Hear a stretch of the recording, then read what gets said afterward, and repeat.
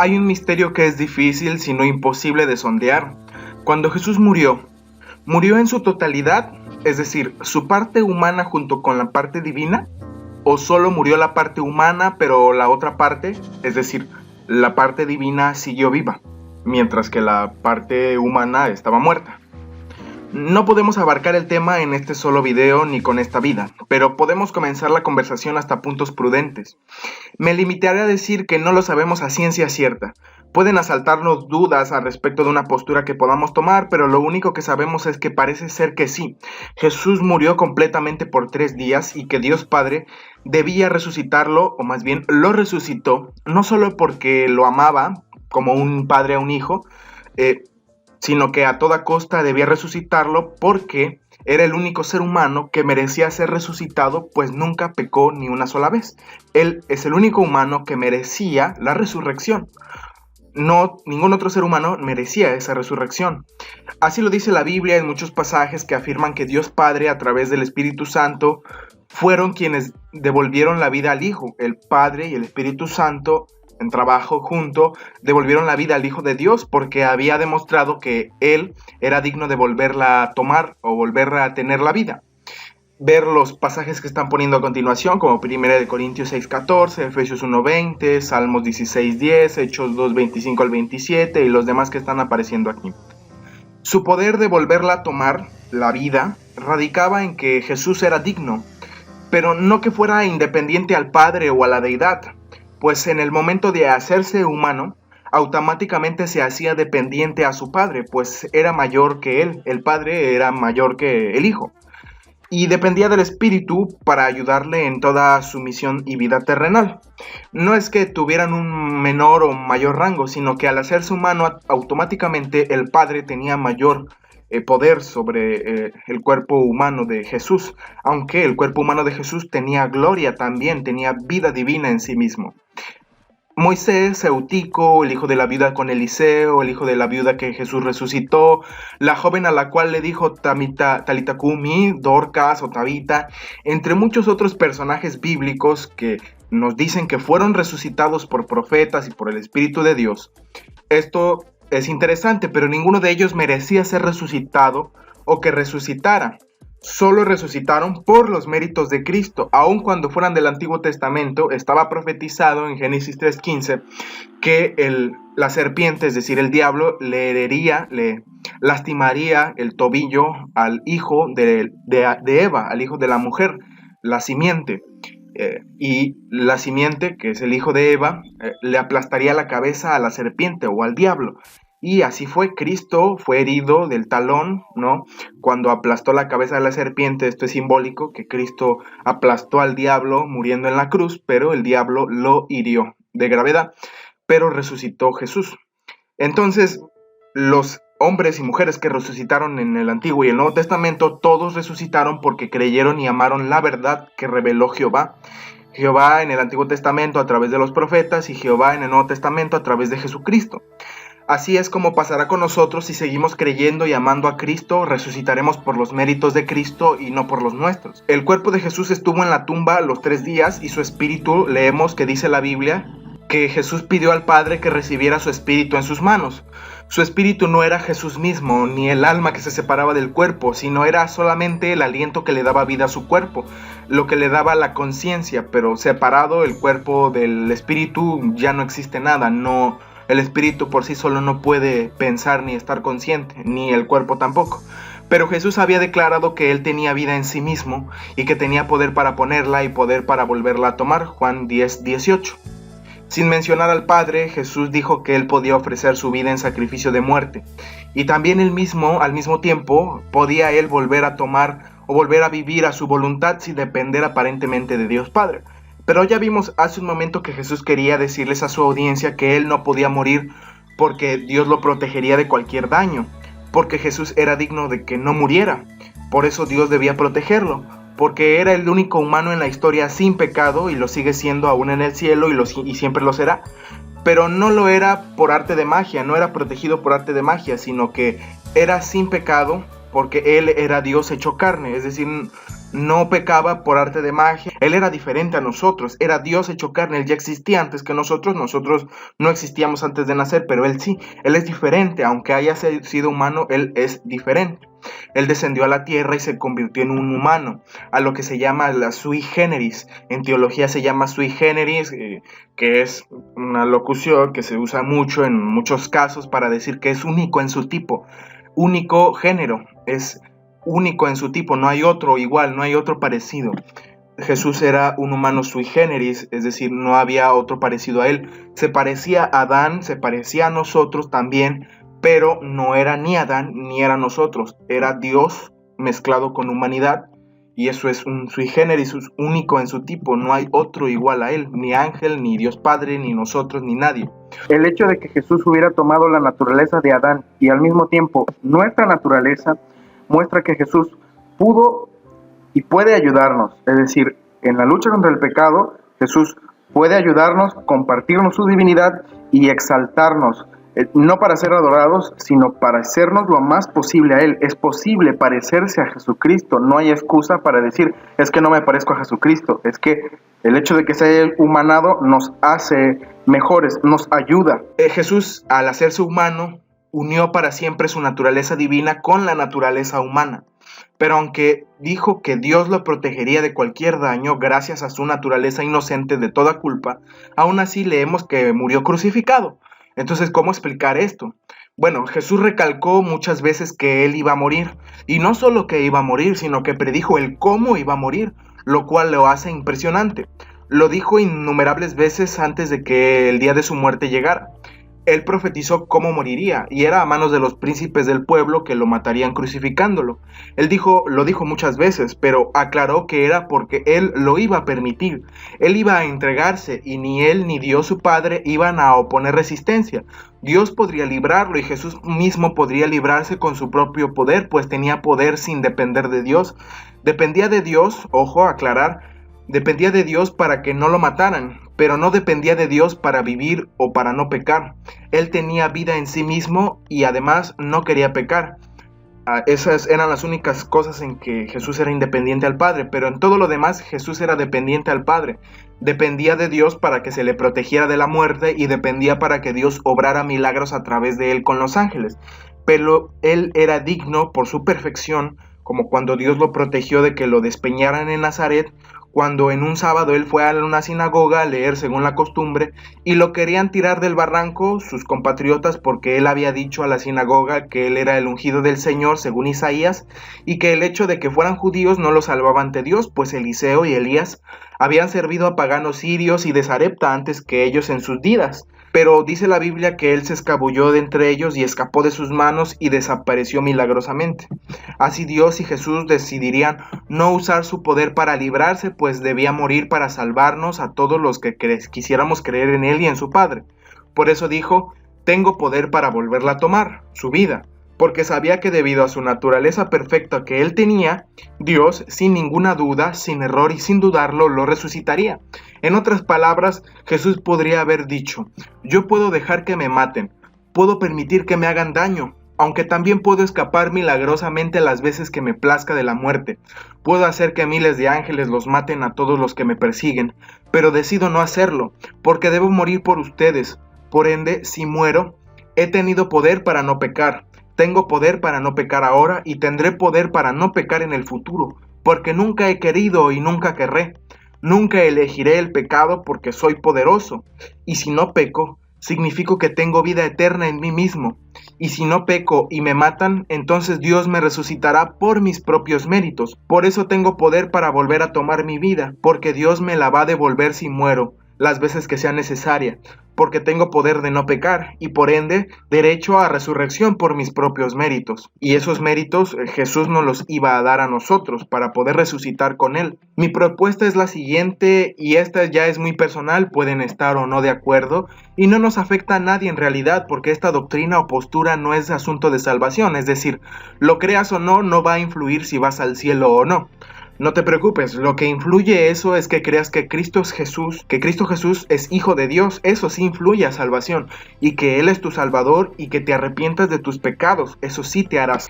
Quiero decir que Jesús al hacerse humano seguía sin tener deseos de pecar, pues Dios no tiene ni tendrá nunca deseos de hacer lo malo o lo egoísta, a diferencia de nosotros que sí tenemos deseos de satisfacer el ego y el yo, pero Dios no.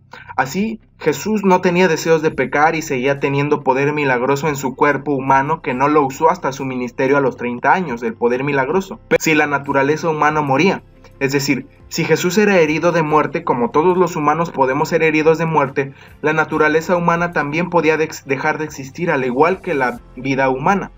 Pero al ser Jesús Dios también, aunque era humano, no dejaba de ser Dios. Y si la muerte llegaba a Jesús, la naturaleza divina le daban a Jesús méritos ante Dios para ser resucitado las veces que fueran posibles si es que moría más de una vez. Y Dios Padre ya determinaría qué tiempo estaría muerto y en qué tiempo lo resucitaría. Pero la historia nos muestra que Jesús murió una sola vez, como dicen los evangelios y hebreos. Pero sí podía dejar de existir la naturaleza humana de Jesús, al igual que si moría su cuerpo, pero siempre y siempre de manera temporal. Jesús murió en su totalidad por 3 días y al tercer día fue resucitado por Dios Padre. Pero alguien puede estar completamente y enérgicamente en desacuerdo conmigo y es válido. Me encantaría leerlo en los comentarios y no me molestaría en absoluto quitar el video y cambiar mi postura si se me convence con la Biblia y con argumentos sólidos. Pues alguien puede decir que no podemos saber nada de esto o que la Biblia no lo responde al 100% y que la naturaleza humana de Jesús murió, pero su naturaleza divina nunca murió y no sabemos en dónde estuvo, no se sabe. Porque cabe aclarar que como adventistas y también como muchos otros protestantes cuyo único credo es la Biblia y la Biblia sola, no creemos que Jesús haya ido al infierno esos 3 días de muerto, porque no creemos en la inmortalidad del alma. El hecho de que Pedro y Pablo hayan dicho que Jesús descendió a las partes más bajas de la tierra y predicó a espíritus encadenados no confirma que cuando uno muere va al infierno o al cielo. Se está sacando de contexto los textos y usándolos para usarlos como pretextos heréticos. Lo que Pedro en realidad dijo en el texto es que, porque también Cristo padeció una sola vez por los pecados, el justo por los injustos, para llevarnos a Dios, siendo a la verdad muerto en la carne, es decir, muerto totalmente, pero vivificado en espíritu, resucitado por el espíritu. En griego da a entender que en espíritu fue vivificado por el Espíritu, dando a entender que se refiere al Espíritu Santo, como lo dicen otros pasajes que ya escribimos y pusimos anteriormente, en el cual también fue y predicó a los espíritus encarcelados, los que en otro tiempo desobedecieron, cuando una vez esperaba la paciencia de Dios en los días de Noé, mientras se preparaba el arca, en la cual pocas personas, es decir, 8, fueron salvadas por agua.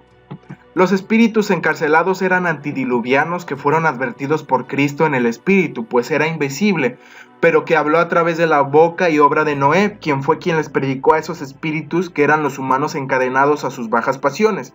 Eso dice el contexto y el texto de Pedro. Y Pablo dice, subiendo a lo alto, llevó cautiva la cautividad y dio dones a los hombres. Pablo cita aquí un salmo.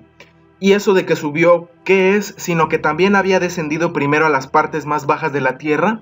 El que descendió es el mismo que también subió por encima de todos los cielos para llenarlo todo. Efesios 4, 8 al 10. Es fácil entender, Pablo está hablando de la preexistencia de Jesús, que él existía antes de bajar a la tierra y luego se hizo humano. Y al bajar a la tierra bajó hasta lo más profundo y no solo bajó, sino que fue pobre, humilde y rodeado de gente sanguinaria y avara con la excusa de la religión y con la excusa de la política. Así fue la vida de Jesús, rodeado de esas cosas bajas. Y luego su alma fue sumida en las peores profundidades de la desesperación por los pecados de todos los hombres. Y luego ascendió y dio dones a los hombres. No es que Jesús descendiera al infierno y predicara a almas en pena, eso no es bíblico. Cristo sufrió los peores infiernos del alma condenada eternamente ante Dios del Getsemaní al Calvario. Además, Juan nos da evidencias de que Cristo también era Dios y tenía vida en sí mismo. En Juan, capítulo 1, versos 4 al 5, dice, en el verbo estaba la vida, es decir, todos los seres creados son diferentes unos de otros, aunque se parezcan entre especies, así como los humanos compartimos características similares con el resto de los seres creados, las comparten según su especie. Aún así, ninguno es idéntico e igual. Cada uno tiene su individualidad propia y capaz de ser asombroso y asombrosa, pero la única cosa que sí tienen en común e igual todos los seres Su común denominador de los seres creados es la vida, pues esta es compartida por todos. Es la antítesis de la muerte. Todos somos iguales porque todos tenemos vida. Tampoco podemos caer en el extremo de decir que somos iguales y valemos exactamente lo mismo, porque no es así. Jesús declaró: ustedes valen más que todos los pajarillos del mundo juntos. Es decir, los seres humanos valemos más que las bestias bajas de la tierra que no tienen conciencia ni tienen raciocinio, porque nosotros somos la imagen de Dios. Eso no significa que podamos explotar la vida animal, hacerles daño. Es buscar un equilibrio en donde el ser humano ni sea adorado, pero tampoco sea puesto en humillación de los animales. Somos pecadores, somos malos, pero Dios tiene la capacidad de hacernos buenos. Evidentemente, Juan, al mencionar a la vida en el verbo, es decir, dentro de él, la vida dentro de él, también piensa en la vida espiritual y más particularmente en la vida eterna, a la cual tiene acceso aquel que recibe a Cristo y cree en él. Verso 12. Debido al pecado, el hombre se separó de la fuente de la vida y por lo tanto, cada día que pasa, la vida se va agotando respiro a respiro, hasta que un día llegue la hora de dejar de respirar. Así se convirtió en súbdito de la muerte, pero la esperanza de la vida eterna fue restaurada por medio de Jesucristo. Y con la vida eterna se recuperó todo lo que Adán perdió en la transgresión. En Cristo hay vida original que no proviene ni se deriva de otra, según Deseado de todas las gentes 489. Por eso me ama el Padre, porque yo pongo mi vida para volverla a tomar. Nadie me la quita, sino que yo de mí mismo la pongo. Tengo poder para ponerla y tengo poder para volverla a tomar. Este mandamiento recibí de mi Padre. Volvió a haber disensión entre los judíos por estas palabras. Muchos de ellos decían: demonio tiene y está fuera de sí. ¿Por qué lo oís? Decían otros: estas palabras no son de endemoniado. ¿Puede acaso el demonio abrir los ojos de los ciegos? Juan 10, 17 al 21. Jesús declaró: yo ofrezco o pongo mi vida para volverla a recuperar o tomar. Nadie me la quita, sino que por mi propia voluntad la ofrezco. Tengo poder para ofrecerla y tengo poder para volverla a recuperar por mi propio poder. No se sabe a ciencia cierta si Cristo pudo haber sido destruido por Dios Padre si Cristo hubiese pecado en su vida, cosa que no pasó, claro. Pero esto es una pregunta de suposición, es decir, esto no pasó.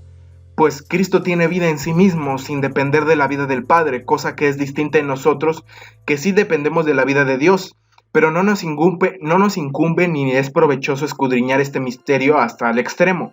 De lo contrario, perderemos tiempo, energía, paz y vitalidad al tratar de encontrar esa respuesta. No nos ha sido revelada, pues no tiene provecho ni debatir en pláticas extenuantes en cantidades de tiempo. Quizá en la eternidad futura podremos empezar a comprender un poco de esos misterios. La pregunta se debe y se origina en el pensamiento de que el espíritu de profecía afirma que sí era posible que Cristo pecase. Entonces, supongo yo, para ya no tocar el tema, que si Cristo era capaz de pecar porque el diablo lo tentó, entonces era posible hacer una excepción a esta regla y quitarle el atributo de que tuviera vida en sí mismo, si fuera posible, y entonces el Padre, al quitarle el atributo, Jesús moriría eternamente y no volvería a existir. Sin duda, a esto temía Cristo en la cruz al exclamar: Dios mío, ¿por qué me has desamparado? Pero aún así Cristo murió con esperanza al final al decir: Padre, en tus manos encomiendo mi espíritu. La vida era la luz de los hombres, la vida es la luz es vida. Durante mucho tiempo las tinieblas espirituales habían envuelto a las almas de los hombres, pero la luz verdadera, que es la vida divina y de la perfección divina, ahora resplandece para iluminar el sendero de cada hombre. La luz del cielo no solo brilla a través de Cristo como si fuera un mero instrumento o canal de luz, más bien, Cristo es esa luz original. Juan cita esta afirmación de Jesús vez tras vez, de vez en cuando, para no olvidarlo. Sin Cristo Jesús nadie tendría vida, y sin Cristo Jesús los que hayan sido injustos serán eliminados y perderán la vida para siempre. Si no tienes a Cristo en tu vida hoy, corres el riesgo de no obtener vida eterna y desaparecer de la faz de la existencia.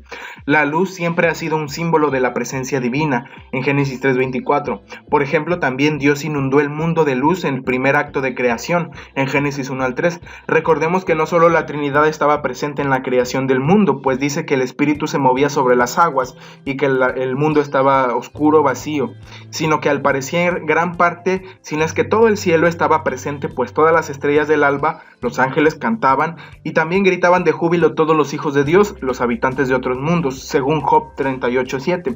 Y la sola presencia de Dios y su orden bastó para que el mundo se iluminara sin haber ninguna estrella cercana, y el cielo presente derramó su luz también. Otra forma de luz era el candelero del lugar santo, se mantenía con las pequeñas llamitas vivas las 24 horas todos los días, que representaban la presencia del Espíritu Santo. Así, sin tener necesidad de sol, Dios pudo haber creado luz en principio del mundo y así el Espíritu Santo podía mantener viva la llama del santuario. Así también cuando Dios emprende la obra de volver a crear a su imagen en las almas de los hombres, primero ilumina sus corazones y mentes con la luz del amor divino. Contigo, dice el salmista, está el manantial de la vida. En tu luz veremos la luz. Salmos 36:9.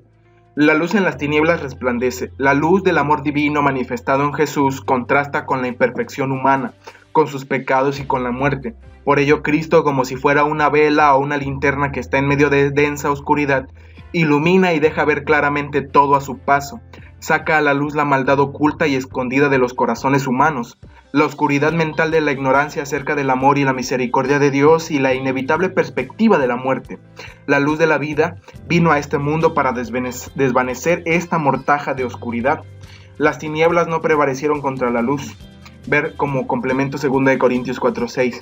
Juan dice que en otra versión de Juan 1, dice no la comprendieron, del griego catalambán. Aprehender, captar, aferrarse de, comprender, catalambán, ya sea literalmente con las manos o de forma figurada con la mente. Catalambano se usa en el sentido de comprender o llegar a una conclusión en Hechos 10:34 y otros pasajes, pero con más frecuencia en el sentido de tomar, agarrar, coger, como en Marcos 9:18 o Juan 8:3-4. La palabra castellana captar refleja esos matices de significado. La traducción más fiel entonces es las tinieblas no comprendieron a la luz, pero la traducción más popular que dice que no prevalecieron contra ella, en la Reina Valera revisada, o no la vencieron, Biblia de Jerusalén, lleva a la idea de que el bien triunfa sobre el mal, ver Efesios 6:12 y Colosenses 2:15. Esta traducción quizá haya sido influida por el concepto moderno de que el Evangelio de Juan refleja el dualismo, la lucha entre dos extremos o ideas, del mitraísmo y de los esenios, que veremos más adelante. Sin embargo, la evolución del pensamiento, versículos más adelante, favorece la traducción que comprendieron, es decir, las tinieblas no comprendieron a la luz. Si te gustó, deja un like, un comentario y si puedes, si quieres, compártelo con tus amigos. Muchas gracias por llegar hasta aquí. Qué afortunado soy, qué afortunado es Dios y qué afortunado eres. Muchas gracias, que Dios te bendiga y nos vemos en un próximo video. Suscríbete.